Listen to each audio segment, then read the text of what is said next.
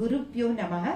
அன்பான ஆத்ம நண்பர்களுக்கு பணிவான ஆத்ம நமஸ்காரங்கள். இன்று நாம் திருவெம்பாவை 18ஆம் பாடலை பார்ப்போம். அண்ணாமலையான் அடிக்கமலம் சென்றிறைஞ்சும் விண்ணோர் முடியின் மணித்தோகை வீரற்றார் போல் கண்ணார் இரவி கதிர் வந்து கார்கரப்ப தன்னார் ஒளிமழுங்கி தாரகைகள் தாமழ பெண்ணாகி ஆனாய் அழியாய் பிறங்கொழி சேர் விண்ணாகி மண்ணாகி இத்தனையும் வேறாகி கண்ணார் அமுதமாய் நின்றான் கழல் பாடி பெண்ணே இப்பூம்புணல் பாய்ந்தாடேலோர் எம்பாவாய். இதில் நம் மாயையில் சிக்காமல் ஈசனோடு எளிதாக ஒன்றரச் செய்யும் எளிய வழிகளை கூறுகின்றார். நள்ளிரவில் ஒளிரும் நட்சத்திரங்கள் சூரியன் வெளிச்சம் பட்டதுமே ஒளி மங்கி போவதை காணலாம்.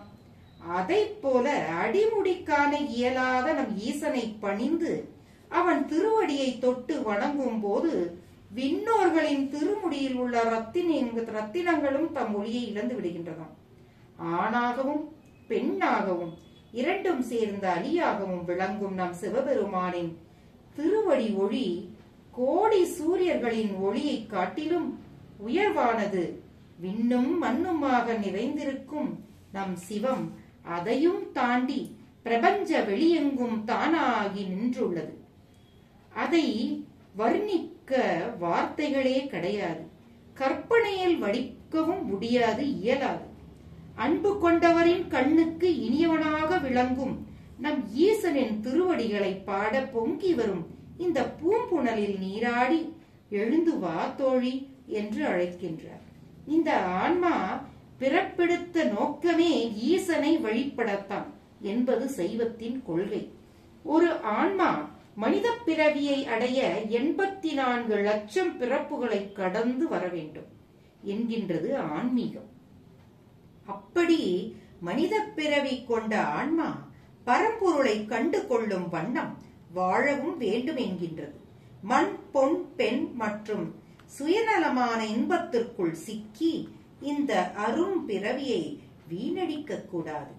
எத்தனையோ தவங்கள் செய்தும் பெறற்கரிய இந்த உடலையும் அதன் கூட இருக்கும் இந்த ஆன்மாவையும் நாம் பக்குவப்படுத்த வழிபாடுகள் அவசியமாகின்றது.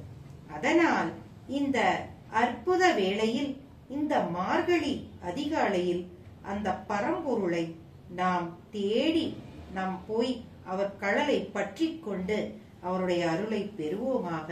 வா தோழி என்கின்றார். ஆகையால் வாருங்கள், நாமும் அந்த பரம்பொருளின் நாமத்தை கூறி அவர் அருளை பெறுவோமாக. ஓம் நமச்சிவாய. கிருஷ்ணார்ப்பணம்.